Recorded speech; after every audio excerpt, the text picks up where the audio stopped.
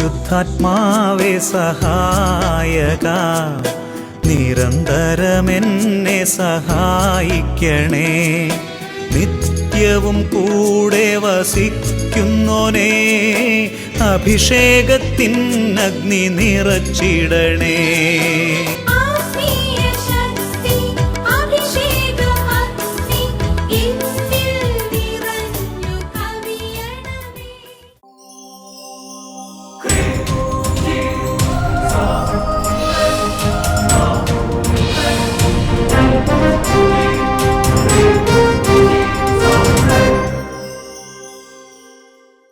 Praise the Lord. Praise the Lord. Hallelujah. Hallelujah. അഭിഷേകാഗ്നി വചനശുശ്രൂഷയെ സംബന്ധിക്കുവാൻ കർത്താവിനെ പ്രത്യേകം തിരഞ്ഞെടുക്കപ്പെട്ട നിങ്ങളെയും നിങ്ങളുടെ കുടുംബങ്ങളെയും പരിശുദ്ധ അമ്മയുടെ വിമല ഹൃദയത്തിനും ഈശോയുടെ തിരുഹൃദയത്തിനും പ്രതിഷ്ഠിക്കുന്നു. ഈശോയുടെ തിരുഹൃദയത്തിലെ സമാധാനം നിങ്ങൾക്കുണ്ടാകട്ടെ. ആമേൻ. ഹല്ലേലൂയ. ഹല്ലേലൂയ. എല്ലാവരെയും കർത്താവിൽ ഓർക്കുകയാണ് കേട്ടോ. പ്രിയമുള്ള സഹോദര കുഞ്ഞുങ്ങളെയൊക്കെ പ്രത്യേകം ഓർക്കുന്നു കേട്ടോ. പ്രിയമുള്ള സഹോദരങ്ങളെ, ഈ കർത്താവിൻ്റെ ശരിക്കും പറഞ്ഞാൽ ഈ ഞായറാഴ്ച തന്നെ അഭിഷേകാഗ്നി സംപ്രേഷണം ചെയ്യാൻ വേണ്ടി കർത്താവിൻ്റെ ആത്മാവ് ഒരുപാട് വർഷങ്ങൾക്ക് മുമ്പ് ശലോം ടീമിനെയും വട്ടാലിച്ചനെയൊക്കെ പ്രചോദിപ്പിച്ചത് എത്ര അനുഗ്രഹമായി അല്ലേ. ബാക്കി ഏത് ദിവസങ്ങളിലൊക്കെ വരാം, പക്ഷേ ഇത് കർത്താവിൻ്റെ ദിവസമാണ്, ഞായറാഴ്ച ദിവസം അല്ലേ 8:30 കർത്താവിൻ്റെ വലിയൊരു കരുണയാണ്. പിന്നെ പുനഃസംപ്രേഷണമോ അത് പ്രധാനപ്പെട്ട വെള്ളിയാഴ്ച, അതും കർത്താവിൻ്റെ പ്രത്യേകമായ ഒരു ദിവസമാണല്ലോ. അതുകൊണ്ട് ഇതെല്ലാം കർത്താവ് ഒരുക്കിയതാണ്. ഇതെല്ലാം സന്തോഷത്തോടെ പറയാം. ഹല്ലേലൂയ. ഹല്ലേലൂയ. അഭിഷേകാഗ്നി ശുശ്രൂഷയിൽ സംബന്ധിക്കുന്ന നിങ്ങളോട് സ്നേഹപൂർവ്വം ഞാൻ വട്ടാലിച്ചൻ്റെ എംച്ചിമാരെല്ലാം കൂട്ടായ്മയിൽ പറയാൻ ആഗ്രഹിക്കുന്നത്, അനേകം പുതിയ ആൾക്കാർ ഇതിലേക്ക് കൊണ്ടുവരണം. നിങ്ങൾ ഓരോ പ്രാവശ്യം സാക്ഷ്യം കാണുമ്പോൾ ഇത്രയും കുടുംബങ്ങളാണ് അനുഗ്രഹം പ്രാപിച്ചു പോകുന്നത്. ചിലപ്പോൾ യങ് കപ്പിൾസിന് ഒരു വലിയ തലമുറയുണ്ട്, പ്രായമുള്ള യങ് കപ്പിൾസിന് ചിലപ്പോൾ ഇതിനെക്കുറിച്ചൊക്കെ ചില ധാരണ ഉണ്ടാവില്ല. അപ്പോൾ അതിനെക്കുറിച്ചൊക്കെ പറഞ്ഞറിയിക്കണം. പണ്ട് ഞാൻ ഓർക്കുന്നുണ്ട് അഭിഷേകാഗ്നിയുടെ ചില എപ്പിസോഡ് എടുക്കുമ്പോൾ വട്ടാച്ചൻ പറയുന്നൊരു കാര്യം, നിങ്ങളിപ്പോൾ തന്നെ ഫോൺ എടുത്ത് നിങ്ങൾക്കറിയാവുന്ന 1-2 പേരെ വിളിക്കണം. ഈ ആമുഖ ശുശ്രൂഷ എന്നറിയ തുടങ്ങുന്ന സമയത്ത് തന്നെ, എന്നിട്ട് അഭിഷേകാഗ്നി കാണണം എന്ന് പറഞ്ഞ് ഓർമ്മിപ്പിക്കണം. നമ്മളങ്ങനെ വിളിക്കുമ്പോൾ ദൈവത്തിൻ്റെ ഒരു ആത്മാവ് പ്രവർത്തിക്കും. ഇന്ന് ചെയ്യാൻ പറ്റിയില്ലെങ്കിലും വരുന്ന ആളുകളൊക്കെ ചെയ്യുന്നത് നല്ലതാണ്. ഇപ്പോൾ ചെയ്യാൻ പറ്റിയെങ്കിലും ചെയ്തോ. ഒരു മെസ്സേജും കിട്ടാൽ അല്ലേ, ഒരാൾക്കൊരു പ്രചോദനം കിട്ടിയാലോ സന്തോഷത്തോടെ പറയാം. ഹല്ലേലൂയ. ഹല്ലേലൂയ. പ്രിയമുള്ള സഹോദരങ്ങളെ, നമ്മൾ ഈ വചനം കേൾക്കുമ്പോൾ ഒരു വചനം നിങ്ങളോട് തുടക്കത്തിൽ പറയാം. അത് നിയമാവർത്തന പുസ്തകത്തിൽ 33-ാമത്തെ അധ്യായത്തിൽ 3-ാമത്തെ തിരുവചനമാണ്. കർത്താവിനെ കുറിച്ച് പറയുകയാണ്, അവിടുന്ന് തൻ്റെ ജനത്തെ സ്നേഹിച്ചു. ശരിക്കും വലിയ സ്നേഹമാണ്. തൻ്റെ ജനത്തെ സ്നേഹിച്ചു. എന്നിട്ട് പറയുകയാണ്, തൻ്റെ വിശുദ്ധരെല്ലാവരും അവിടുത്തെ കരങ്ങളിലായിരുന്നു. എൻ്റെ പ്രിയപ്പെട്ട സഹോദരങ്ങളെ, പൗലോസിൻ്റെ ഭാഷയിൽ, വിശുദ്ധ പൗലോസിൻ്റെ ഭാഷയിൽ വിശുദ്ധൻ എന്ന് പറയുന്നത് ഈശോയെ അറിഞ്ഞ വ്യക്തിയാണ്. അവരെല്ലാം അവിടുത്തെ കരങ്ങളിലായിരുന്നു.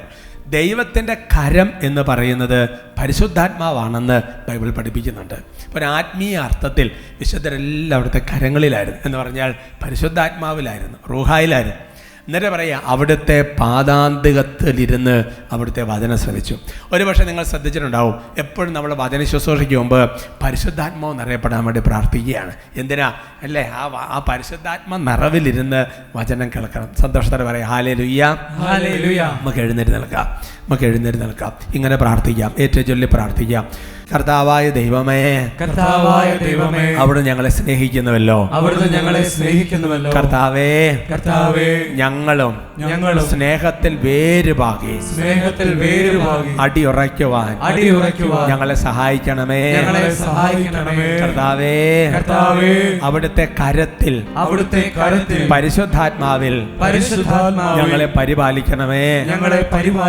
മറിയം ഇരുന്നത് പോലെ അവിടുത്തെ പാദാന്തികത്തിലിരുന്ന് വചനം ശ്രവിക്കാൻ ഞങ്ങളെ സഹായിക്കണമേ. നമുക്ക് സ്തുതിക്കാം. ഹല്ലേലൂയ. ഹല്ലേലൂയ. ഹല്ലേലൂയ. ആരാധന, ആരാധന, ആരാധന, ആരാധന.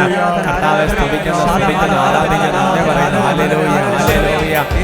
ആരാധന, ആരാധന, ആരാധന, ആരാധന. ഹല്ലേലൂയ. ആരാധന, ആരാധന, ആരാധന, ആരാധന. യേശുവിന്റെ സ്നേഹത്തിൽ വേരുപാകിടാം, സ്നേഹാഗ്നി ജ്വാലയാ നിറച്ചിടണമേ. കൈയടിക്കാവോ? യേശുവിന്റെ സ്നേഹത്തിൽ വേരുപാകിടാം, സ്നേഹാഗ്നി ജ്വാലയാ നിറച്ചിടണമേ. യേശുവിന്റെ വചനമെങ്ങും ആത്മാവിൻ ശക്തിയാൽ നിറച്ചിടണമേ. യേശുവിന്റെ വചനമെന്ന് ഘോഷിച്ചിടാം. ആത്മാവിൻ ശക്തിയാൽ നിറച്ചിടണമേ. കൈകൾ ഉയർത്തി പരിശുദ്ധാത്മാവേ പറന്നിറങ്ങണേ. അഭിഷേകത്താൽ എന്നെ ശക്തനാക്കണേ. പരിശുദ്ധാത്മാവേ പറന്നിറങ്ങണേ. അഭിഷേകത്താൽ എന്നെ ശക്തനാക്കണേ. റൂഹായേ റൂഹായേ റൂഹായേ ആവർത്തിച്ച പാടാം. റൂഹായേ റൂഹായേ റൂഹായേ റൂഹായേ. ഹല്ലേലൂയ ഹല്ലേലൂയ ഹല്ലേലൂയ ഹല്ലേലൂയ ഹല ഹല ഹല ഹല ഹല ഹല ഹല ഹല ഹല ഹല ഹല ഹല. ഓ പരിശുദ്ധാത്മാവായ ദൈവമേ, വചനം ഗ്രഹിക്കാൻ പറ്റാത്ത വിധം ഞങ്ങളുടെ ഹൃദയത്തിലുള്ള ലൗകിക വ്യഗ്രതകള്, പല വിചാരം, ശ്രദ്ധക്കുറവ്, ഏകാഗ്രത ഇല്ലായ്മ, പലതരത്തിലുള്ള തെറ്റായ ചിന്തകൾ, ഭാവനകൾ എല്ലാം കഴുകി വിശുദ്ധീകരിക്കട്ടെ. എല്ലാം മുള്ളുകളും മുൾച്ചെറുകളും കത്തി ചാമ്പലാകട്ടെ. ഓ വലിയ പരിശുദ്ധാത്മ തീ കത്തട്ടെ, വലിയ പരിശുദ്ധാത്മ തീ കത്തട്ടെ. ഓ കർത്താവേ, പ്രാർത്ഥിക്കാൻ സാധിക്കാത്ത ഓരോ വ്യക്തികൾക്ക്, ധ്യാനിക്കാൻ സാധിക്കാത്ത ഓരോ വ്യക്തികൾക്കും വേണ്ടി ഇപ്പോൾ ഞങ്ങൾ പ്രാർത്ഥിക്കുകയാണ്. ഈ ടോക്കിന്റെ സമയത്ത്, ഈ ശുശ്രൂഷ സമയത്ത് വലിയൊരു പരിശുദ്ധാത്മ ഭക്തി വ്യാപരിക്കട്ടെ. വൈക്കോലിൽ കത്തിടുന്ന അഗ്നി പോലെ നീ എന്റെ ഉള്ളിൽ അഗ്നിയാൽ പടർന്നിടണമേ. ആമേൻ. വൈക്കോലിൽ കത്തിടുന്ന അഗ്നി പോലെ നീ എന്റെ ഉള്ളിൽ അഗ്നിയാൽ പടർന്നിടണമേ. മുൾപ്പടപ്പ് ചാമ്പലായി നേടുവാൻ ആത്മാവിൻ അഗ്നിയായി ജ്വലിച്ചിടണമേ. ഉൾപ്പടപ്പ് ചാമ്പലായി നേടുവാൻ ആത്മാവിൻ അഗ്നിയായി ജ്വലിച്ചിടണമേ. പരിശുദ്ധാത്മാവേ പറന്നിറങ്ങണേ. അഭിഷേകത്താൽ എന്നെ ശക്തനാക്കണേ. പരിശുദ്ധാത്മാവേ പറന്നിറങ്ങണേ. അഭിഷേകത്താൽ എന്നെ ശക്തനാക്കണേ. റൂഹായേ റൂഹായേ റൂഹായേ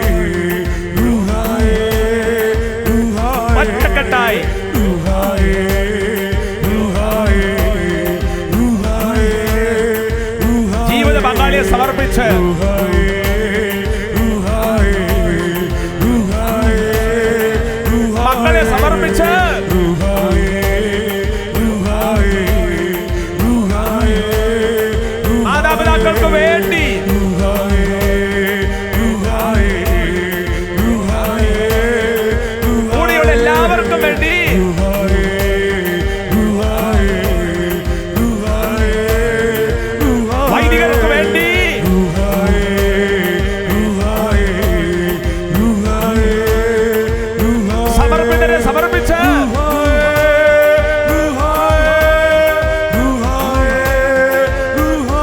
തകർന്നു കിടക്കുന്ന മനുഷ്യർക്ക് വേണ്ടി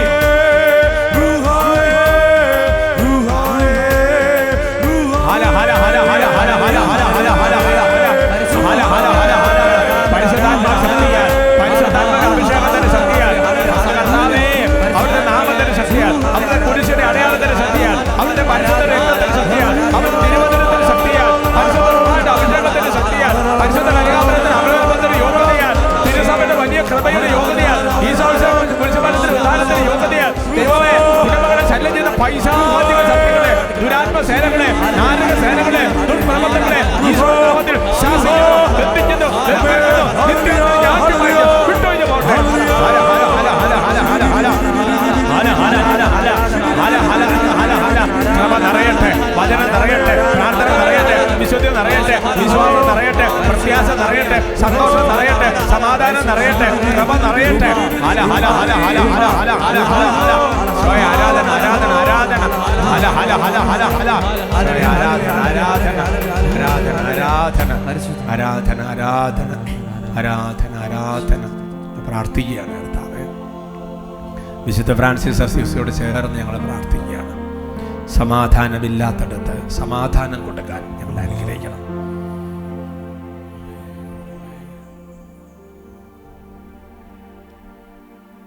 പരിശുദ്ധ അമ്മേ, ഓരോരുത്തരെ അറിയുന്ന അമ്മേ, ഓരോരുത്തർക്കും വേണ്ടി പ്രാർത്ഥിക്കണം.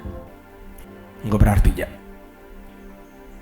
നന്മ നിറഞ്ഞ മറിയമേ സ്വസ്തി, കർത്താവ് അങ്ങയോട് കൂടെ സ്ത്രീകളിൽ അങ്ങ് അനുഗ്രഹിക്കപ്പെട്ടവളാണ്.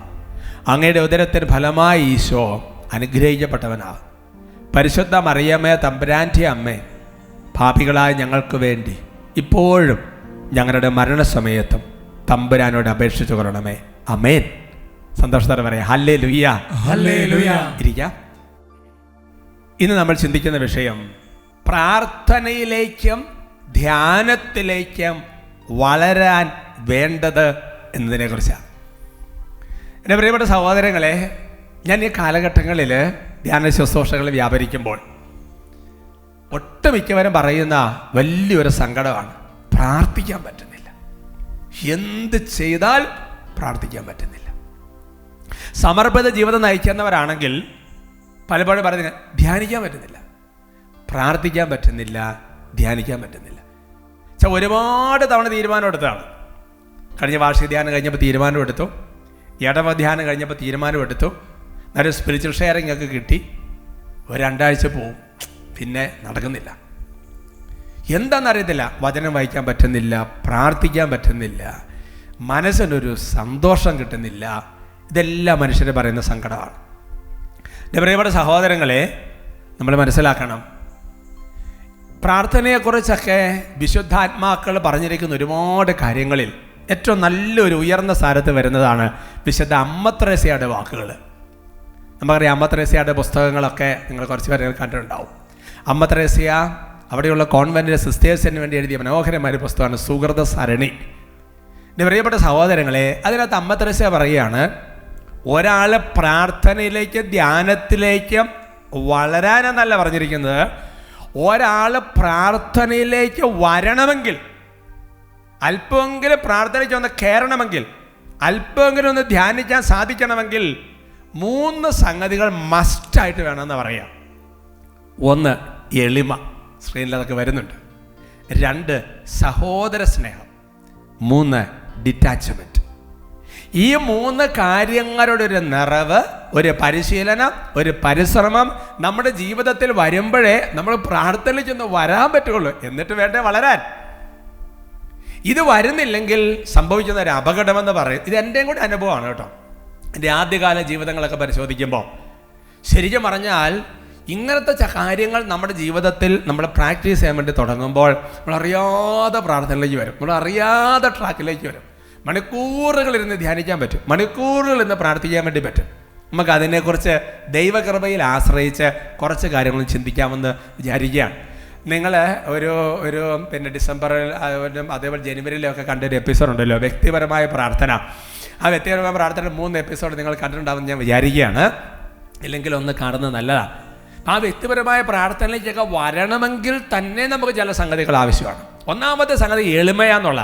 എൻ്റെ പ്രിയപ്പെട്ട സഹോദരങ്ങളെ, എളിമപ്പെടാൻ കിട്ടുന്ന 100 കണക്കിന് അവസരങ്ങൾ ചാടി വീണ് എളിമപ്പെട്ട് അതങ്ങ് എടുത്തിട്ട് പ്രാർത്ഥിക്കാൻ വേണ്ടി തുടങ്ങുക. അത്ഭുതകരമായി നമ്മൾ പ്രാർത്ഥനയ്ക്ക് വളരും. പണ്ട് തുടക്കത്തിൻ്റെ എപ്പിസോഡ് ഞാൻ പറഞ്ഞത് നിങ്ങൾ ചിലപ്പോൾ ഒരു ഓർക്കുന്നുണ്ടാകും. പിശാച് പുറത്ത് പോകാനും പ്രാർത്ഥന പെട്ടെന്ന് കേൾക്കാനും എളുപ്പമാർഗം എന്ന് പറഞ്ഞൊരു എപ്പിസോഡ് എടുത്തിട്ടുണ്ട്. അത് എളിമയെക്കുറിച്ചാണ്. എൻ്റെ പ്രിയപ്പെട്ട സഹോദരങ്ങളെ, വിശുദ്ധാത്മാക്കൾ പറയുന്ന കാര്യമെന്ന് പറയുന്നത് എല്ലാത്തിൻ്റെ വിശുദ്ധിയുടെ ഒരു അസ്ഥിവാരമെന്ന് പറയുന്നത് തന്നെ എളിമയാണെന്നുള്ളതാണ്. സന്തോഷത്തോടെ പറയാം ഹല്ലേലൂയ. ഹല്ലേലൂയ. അത് പ്രാർത്ഥനാ ജീവിതമായിട്ട് വളരെ കറക്റ്റാണ്, വളരെ കണക്റ്റഡുമാണ്. പ്രഭാഷകന്റെ പുസ്തകത്തിൽ 35-ാമത്തെ അധ്യായത്തിൽ അതിൻ്റെ 20-21 തിരുവചനങ്ങൾ, book of Sirach chapter 35 verse 20 and 21. കർത്താവിന് പ്രീതികരമായി ശുശ്രൂഷ ചെയ്യുന്നവൻ സ്വീകാര്യനാണ്. അവൻ്റെ പ്രാർത്ഥന മേഘങ്ങളോളം എത്തുന്നു.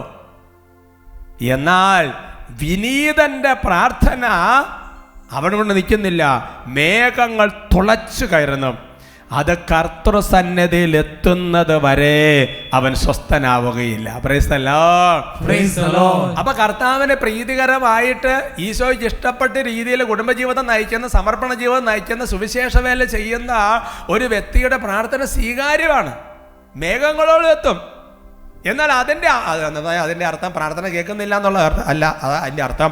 പക്ഷേ എളിമയെ ഉയർത്തി കാണിക്കാൻ വേണ്ടിയിട്ട് ആ വചനം പഠിപ്പിക്കുക. എന്നാൽ എളിമയുള്ളവൻ്റെ പ്രാർത്ഥന, വിനീതൻ്റെ പ്രാർത്ഥന മേഘങ്ങൾ തുളച്ചു കയറുന്നു. അത് കർത്തൃ സന്നിധിയിൽ എത്താതെ അത് അവസാനിക്കുകയാണെന്ന് പറയാം. ആൻസർ എന്ന് പറഞ്ഞാൽ ഉത്തരമില്ലാത്തൊരു സംഗതിയായിട്ട് തീരുകയാണെന്ന് പറയാം. ഒരുമിച്ച് പറഞ്ഞ ഹല്ലേലൂയ. അതുകൊണ്ട് എൻ്റെ പ്രിയപ്പെട്ട സഹോദരൻ, നമ്മുടെ ജീവിതത്തിൽ, അതായത് പ്രാർത്ഥനാ ജീവിതത്തിലേക്ക് വളരണമെങ്കിൽ ആദ്യം തന്നെ നമ്മൾ എളിമ പരിശീലിക്കണം. ജീവിതത്തിൽ സഭാപിതാവായ വിശുദ്ധ ഗ്രിഗറി പറയുന്ന മനോഹരമായ ഒരു വാക്യമുണ്ട്. വിനയമില്ലാതെ മറ്റ് പുണ്യങ്ങൾ ആർജിക്കാൻ പ്രയത്നിക്കുന്ന ഒരാൾ കാറ്റിന് മുൻപേ പൊടി വിതറുകയാണെന്ന്. സന്തോഷത്തോടെ പറഞ്ഞ ഹല്ലേലൂയ. ഉദാഹരണം പറഞ്ഞാൽ ഉടനെ തന്നെ കാറ്റടിക്കും എന്ന് നമുക്ക് അറിയാമെങ്കിൽ അതിന് തൊട്ട് മുമ്പോട്ടായിട്ട് നമ്മൾ എന്തെങ്കിലും ഉണങ്ങാൻ എന്തെങ്കിലും പൊടി അല്ലെങ്കിൽ ഇട്ടിട്ട് എന്ത് കാര്യം അല്ലേ? ഒരു ചെറിയ പൊടി വന്നിട്ട് എന്താ സംഭവിക്കുക? ഒരു കാറ്റടിച്ച് ആ അടുത്ത കാറ്റ് വരുന്ന സമയത്ത് അത് മുഴുവൻ പറപ്പിച്ച് കളയും എന്ന് പറയുന്ന പോലെ ദൈവത്തിൻ്റെ വചനം വെളിപ്പെടുത്താൻ എൻ്റെ പ്രിയപ്പെട്ട സഹോദരങ്ങളെ, മറ്റേത് പുണ്യങ്ങൾ ആർജിക്കുന്നതിന് മുൻപ് ആദ്യം തന്നെ നമ്മൾ എളിമ പരിശീലിക്കാൻ വേണ്ടി തുടങ്ങണം. വിശുദ്ധാത്മാക്കൾ പറഞ്ഞു വെച്ചിരിക്കുന്നത് ഇങ്ങനെയാണ്: നമ്മൾ എളിമ പരിശീലിക്കാൻ വേണ്ടി തുടങ്ങിയാൽ നമുക്ക് കീഴ്പ്പെടാൻ ദൈവം തന്നെ അനുവദിക്കും. ഹല്ലേലൂയ. വിശുദ്ധ സ്നാപക യോഹന്നാന് മുമ്പിൽ നിൽക്കുന്ന ഈശോയെ കുറിച്ചൊന്ന് ധ്യാനിച്ചേ. അടുത്ത കാര്യം വിശുദ്ധാത്മാക്കൾ പറയുന്നതെന്ന് അറിയാവോ? നാം ആവശ്യപ്പെടാതിരുന്ന അനുഗ്രഹങ്ങൾ പോലും വർഷിക്കപ്പെടും. എളിമ എന്ന് പറഞ്ഞ പുണ്യം നമ്മൾ പരിശീലിക്കാൻ വേണ്ടി തുടങ്ങിക്കഴിഞ്ഞാൽ ചിലപ്പോൾ നമ്മൾ പ്രാർത്ഥിക്കണം നമ്മൾ ആഗ്രഹിച്ചു പോലും ഇല്ല, പക്ഷേ ആ കാര്യങ്ങളെല്ലാം ദൈവങ്ങൾ സംഭരണം മുൻകൂട്ടി തന്നുകൊണ്ടിരിക്കും. അതുകൊണ്ടാണ് പ്രിയപ്പെട്ട സഹോദരങ്ങളെ, പ്രഭാഷകന്റെ പുസ്തകത്തിൽ 3-ാമത്തെ അധ്യായത്തിൽ 18-19 തിരുവചനങ്ങൾ ഇങ്ങനെ പഠിപ്പിക്കുന്നത്: നീ എത്രമാത്രം ഉന്നതനാണോ അത്രമാത്രം വിനീതനാവുക, അപ്പോൾ നീ കർത്താവിന്റെ കൃപയ്ക്ക് നീ പാത്രമായിട്ട് തീരും. പറഞ്ഞ ഹല്ലേലൂയ. സന്തോഷത്തോടെ പറയാം ഹല്ലേലൂയ. അതുകൊണ്ട് എൻ്റെ സഹോദരങ്ങളെ, കർത്താവ് നമ്മൾ ഏതൊക്കെ മേഖലകളിലാണോ, സമൂഹത്തിലാണോ, രാഷ്ട്രീയത്തിലാണോ, അല്ല എന്നുണ്ടെങ്കിൽ നമ്മുടെ ജോലി മേഖലകളിലാണല്ലോ, പ്രൊമോഷനോ പല സ്ഥലങ്ങളിലൊക്കെ ആയിക്കോട്ടെ, അല്ലെങ്കിൽ ഒരു കമ്മ്യൂണിറ്റി റിലീജിയസ് ലൈഫിൽ സഭയിൽ പ്രധാനപ്പെട്ട ഉത്തരവാദിത്തങ്ങളൊക്കെ ഏൽപ്പിച്ചിട്ടുണ്ടെങ്കിൽ, എൻ്റെ സഹോദരൻ, നീ ക്ലാസ്സിലെ ലീഡറായിരിക്കാം, പഞ്ചായത്ത് മെമ്പറായിരിക്കാം, പല സംഗതി ആയിരിക്കാം, നീ എത്രമാത്രം ഉന്നതനാണ് അത്രമാത്രം വിനീതനാവുക, അപ്പോൾ കർത്താവിൻ്റെ കൃപയ്ക്ക് നീ പാത്രമായി തീരുമെന്ന് വചനം വെളിപ്പെടുത്തുക. ഈശോയുടെ ജീവിതം അതാണല്ലോ, അവ തന്നെ താഴ്ത്തി, അതുകൊണ്ട് ദൈവം അതുപോലെ ഉയർത്തുന്ന ദൈവത്തിൻ്റെ വചനം വെളിപ്പെടുത്തുക. സന്തോഷത്തോടെ പറഞ്ഞ ഹല്ലേലൂയ. അതുകൊണ്ട് എൻ്റെ പ്രിയപ്പെട്ട സഹോദരൻ, നമ്മുടെ ജീവിതം നന്നായിട്ട് എളിമ പരിശീലിക്കണം. നമുക്കാണെങ്കിൽ എളിമപ്പെടുന്ന അവസരങ്ങൾ ഇഷ്ടം പോലെ കിട്ടും, പക്ഷെ അത് എടുക്കാൻ പറ്റുന്നില്ല. വിശുദ്ധ അൽഫോൻസ് ലിഗോരി ഒരു വ്യക്തിയുടെ ജീവിതത്തിൽ എളിമ പരിശീലിക്കണമെങ്കിൽ ശ്രദ്ധിക്കേണ്ട ചില കാര്യങ്ങളെക്കുറിച്ച് പറയുന്നുണ്ട്. അതിനകത്ത് പറയുന്ന ഒരു കാര്യം എങ്ങനെയാണ്: അഹങ്കാരത്തോട് ഒരു അറപ്പും ഒരു ഭയവും നമുക്ക് തോന്നണം. അതായത് ചിലപ്പോൾ കണ്ടിട്ട് നിങ്ങൾ സാക്ഷ്യങ്ങൾ തന്നെ കേട്ടിട്ടുണ്ട്. അതായത് മദ്യത്തോട് പണ്ടുണ്ടായിരുന്ന ഒരു സംഗതികളെ മാറിയിട്ട് പിന്നെ മദ്യത്തോടൊരു അറപ്പ് തോന്നുന്ന വ്യക്തികൾ എന്ന് പറയുന്നത് പോലെ തന്നെ അഹങ്കാരത്തോടൊരു അറപ്പ് മാത്രമല്ല, ഒരു ഭയം. എന്താ ഭയം എന്ന് പറയാൻ കാരണം ഭയപ്പെടണം. അഹങ്കാരം ഉണ്ടെങ്കിൽ ഭയപ്പെടണം, എളിമയില്ലെങ്കിൽ സൂക്ഷിക്കണം. കാരണം ദൈവം പഠിപ്പിക്കുകയാണ്, വചനം പഠിപ്പിക്കുകയാണ്, അഹങ്കാരിയോട് ദൈവത്തിന് വെറുപ്പാണ് അല്ലേ, ഉന്നതരെ താഴെ ഇറക്കാണ്. എത്രയോ വചനങ്ങളാണ് എൻ്റെ പ്രിയപ്പെട്ട സഹോദരങ്ങളെ. അഹങ്കാരിക്ക് കൃപ ലഭിക്കുകയല്ല, എത്ര വചനം. അപ്പോൾ ഇത് കേൾക്കുമ്പോൾ നമുക്കൊരു ഭയം വരണ്ടേ? Price the Lord. Praise the Lord. രണ്ടാമത്തെ കാര്യം പറഞ്ഞ അൽഫോൻസ് ലിഗോരി പറയുകയാണ്: നാം ചെയ്യുന്ന പ്രവർത്തികളിൽ ഒരിക്കലും നമ്മൾ മഹത്വം കാണാതിരിക്കണം. നമ്മുടെ ഉള്ളിൽ അറിയാതെ തന്നെ നമ്മൾ ഓരോ കാര്യങ്ങൾ ചെയ്യുമ്പോൾ ആരും നമ്മളെ പ്രോത്സാഹിപ്പിക്കുകയും പ്രശംസിക്കുകയും ചെയ്തില്ലെങ്കിലും നമ്മൾ തന്നെ ഒരു 5-6 പ്രോത്സാഹനം കൊടുക്കും. നമ്മൾ തന്നെ ആ കാര്യത്തെക്കുറിച്ച് നമുക്കൊരു സന്തോഷം, ഒരു അയവിറക്കൽ അല്ലേ, അതിൻ്റെ കൂടെ മറ്റുള്ളവർ പ്രോത്സാഹനം കിട്ടിയാൽ പിന്നെ തീർന്നു. എന്ന് വെച്ചാൽ പ്രോത്സാഹിപ്പിക്കേണ്ടെന്നല്ല പറഞ്ഞതിൻ്റെ അർത്ഥം. പ്രോത്സാഹനമൊക്കെ തീർച്ചയായിട്ടും നല്ലത്, ബൈബിളിൽ കർത്താവ് ഒരുപാട് പേരെ പ്രോത്സാഹിപ്പിക്കുന്നുണ്ട്. പക്ഷേ എൻ്റെ സഹോദരങ്ങളെ, നമ്മൾ അതിനകത്തൊന്നും മഹത്വം എടുക്കരുത്. നമ്മളൊന്നും മഹത്വം എടുക്കരുത്, ഒന്നിലും മഹത്വം എടുക്കരുത്. മൂന്നാമത്തെ കാര്യം അൽഫോൻസ് ലിഗോരി പറയുകയാണ്: അപമാനങ്ങൾ ധാരാളം സ്വീകരിക്കണം. നമുക്കാണെങ്കിൽ പേര് പോകുക, അപമാനം വരിക എന്ന് പറഞ്ഞാൽ ഭയങ്കര സങ്കടമാണ്. എന്നാൽ ബൈബിൾ അങ്ങനെയല്ല പഠിപ്പിക്കുന്നത്, വിശുദ്ധാത്മാക്കൾ അങ്ങനെയല്ല പഠിപ്പിക്കുന്നത്. നിനക്ക് എളിമ എന്ന് പറഞ്ഞ പുണ്യം നിനക്ക് പരിശീലിക്കണമെന്നുണ്ടെങ്കിൽ നീ അതിനെ ആഗ്രഹിക്കുകയും പ്രാർത്ഥിക്കുകയും ചെയ്താൽ, നിന്റെ അഹങ്കാരം വേണ്ടാന്ന് വെച്ച് പോകാൻ ആഗ്രഹിക്കുന്നുണ്ടെങ്കിൽ കർത്താവ് ചെയ്യുന്ന കാര്യം എന്നറിയാവോ? നിനക്ക് അപമാനിക്കപ്പെടാനുള്ള പല അവസരം കർത്താവ് തരും. അതിനെയൊക്കെ നല്ല സന്തോഷത്തോടെ എടുക്കാൻ പഠിക്കണം. ബൈബിളിൽ എത്രയോ വചനങ്ങളാണ് അങ്ങനെ കിടക്കുന്നത് അല്ലേ? നമുക്ക് ചിലപ്പോൾ സമൂഹ മധ്യത്തിൽ വെച്ച് പല തരത്തിൽ നമ്മൾ ഒരുപാട് തരത്തിലുള്ള അപമാനിക്കുമ്പോൾ ചിലപ്പോൾ അടിച്ചമർത്തപ്പെട്ട് കളയും, ചിലപ്പോൾ സംസാരിക്കുമ്പോൾ തന്നെ നമ്മളെ അങ്ങനെ ഒരു പ്രത്യേക രീതിയിലാക്കി കളയും. എത്രയോ തവണകളിൽ മനസ്സ വാച ചിന്തിക്കാത്ത കാര്യത്തെക്കുറിച്ച് അപമാനം സഹിക്കേണ്ടി വരുന്ന അവസ്ഥ അല്ലേ?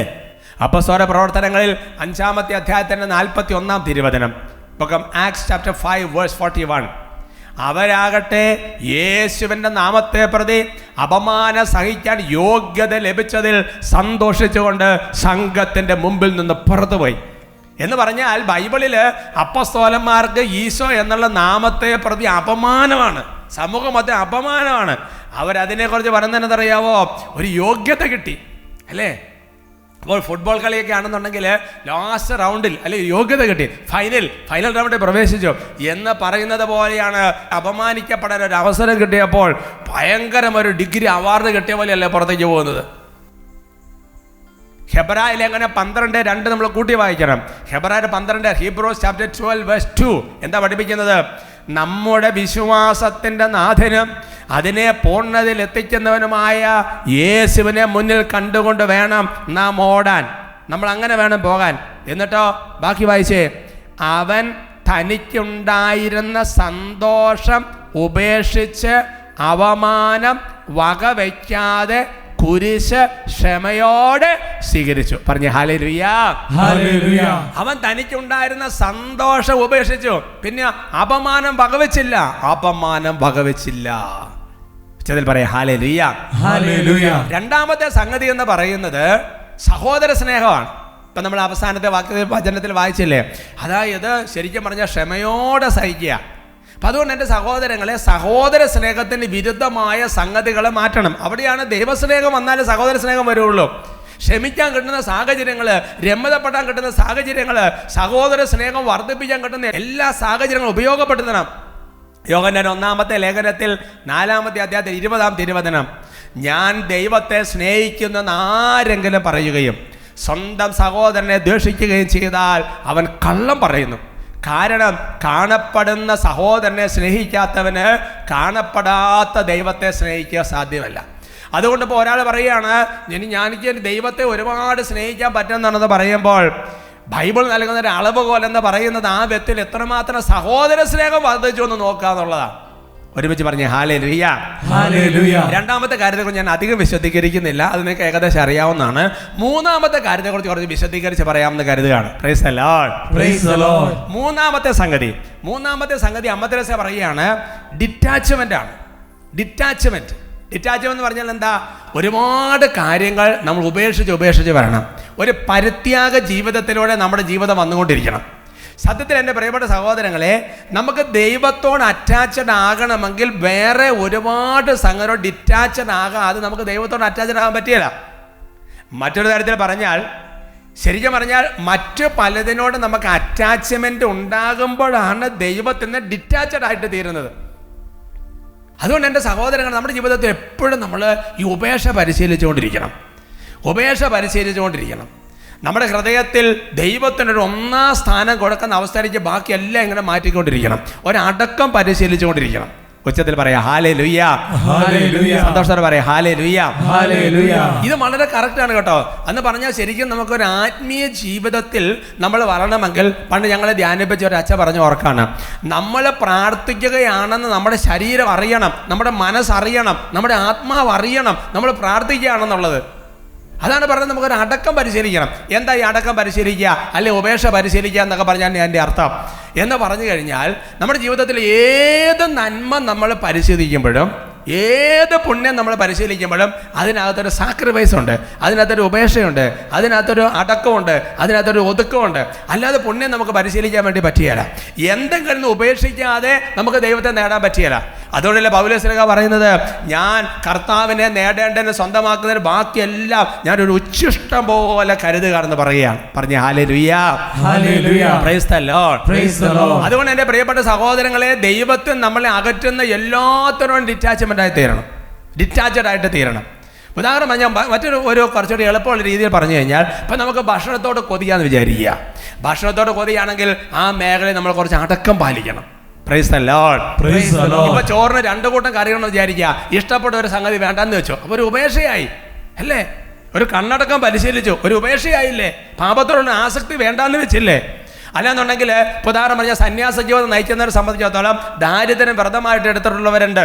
അല്ലാന്നുണ്ടെങ്കിൽ നമുക്ക് ശരിക്കും പറഞ്ഞാൽ ഈ ലോകത്തിൻ്റെ ഒരുപാട് ആർഭാടങ്ങൾ അതെല്ലാം ഇങ്ങനെ ഒരു കുടുംബജീവൻ നയിക്കുന്നവർ ആരാണെങ്കിലും പതുക്കെ പതുക്കെ ഓരോന്ന് ഉപേക്ഷിച്ച് തുടങ്ങുക എന്ന് പറഞ്ഞാൽ ശരിക്കും നമുക്ക് ഒരു 10-12 ജോഡി ഷർട്ടും അല്ലെങ്കിൽ അങ്ങനത്തെ സംഗതി കൊണ്ട് കുറച്ചങ്ങോട്ട് ഉപേക്ഷിച്ച് തുടങ്ങുക.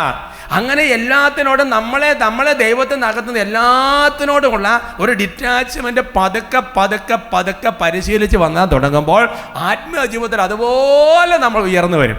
Price the lord. Praise the Lord. ആത്മീയ പിതാക്കന്മാര് ചിലതിന് മോർട്ടിഫിക്കേഷൻ എന്ന പേര് കൊടുക്കാറുണ്ട്, ചില ഡിറ്റാച്ച്മെന്റ് പേരെന്ന് കൊടുക്കാറുണ്ട്, ചില അടക്കം എന്ന പേര് കൊടുക്കാറുണ്ട്, പല രീതിയിലുണ്ട്.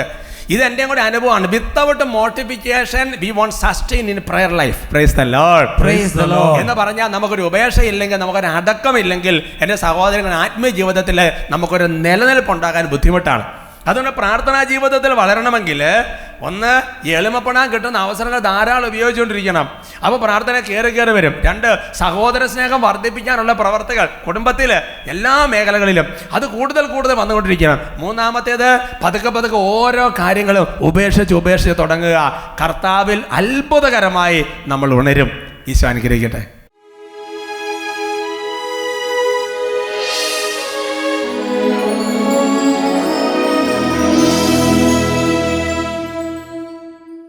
കർത്താവിൻ്റെ സന്നിധിയിൽ നമ്മുടെ അവസ്ഥകളെല്ലാം സമർപ്പിക്കുകയാണ്.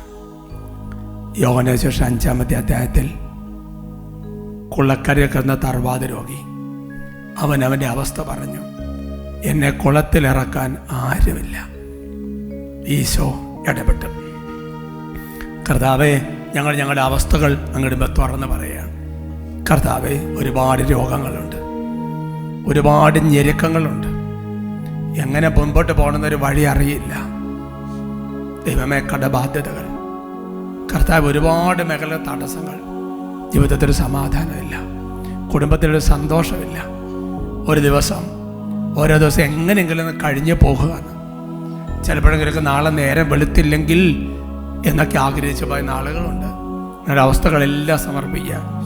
കർത്താവ്, അതിനേക്കാൾ എല്ലാം ഉപരി ദൈവമേ, എനിക്ക് പ്രാർത്ഥനയിൽ വളരണം, എനിക്ക് നന്നായി ധ്യാനിക്കണം. കർത്താവ്, ചിലപ്പോൾ ചില മനുഷ്യരിരുന്ന് പ്രാർത്ഥിക്കുന്ന കണ്ട് കൊതിയോടെ നോക്കിയിരുന്ന് പോയിട്ടുണ്ട്. ദൈവമേ, ലോകത്തെ ഉപേക്ഷിക്കണം, എളിമപ്പെടണം. കർത്താവേ, ഞങ്ങളെ എല്ലാവരും സ്നേഹിക്കാൻ കുറച്ചുകൂടെ പറ്റണം. കർത്താവ്, ഞങ്ങളങ്ങനെ ശരണപ്പെടുകയാണ്, അങ്ങയിൽ ആശ്രയിക്കുകയാണ്. കർത്താവേ, അവിടുത്തെ കുരിശുമരണം ഉത്ഥാനം വഴിയാണുള്ള കൃപകളെല്ലാം ഞങ്ങളുടെ ജീവിതത്തിൽ വർഷിക്കുന്നത്. ഞങ്ങളെ അനുഗ്രഹിക്കണം കർത്താവേ, ഞങ്ങളെ അനുഗ്രഹിക്കണം കർത്താവ്. ഓരോരുത്തരും സ്തുതിക്കുകയാണ്, ഓരോരുത്തരും പ്രാർത്ഥിക്കുകയാണ്.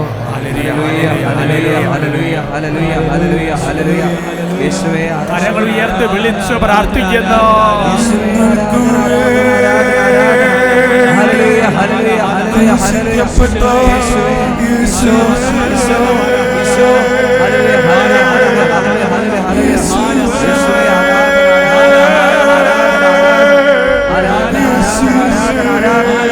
ഞങ്ങളെ അനുഗ്രഹിക്കണമേ കർത്താവേ.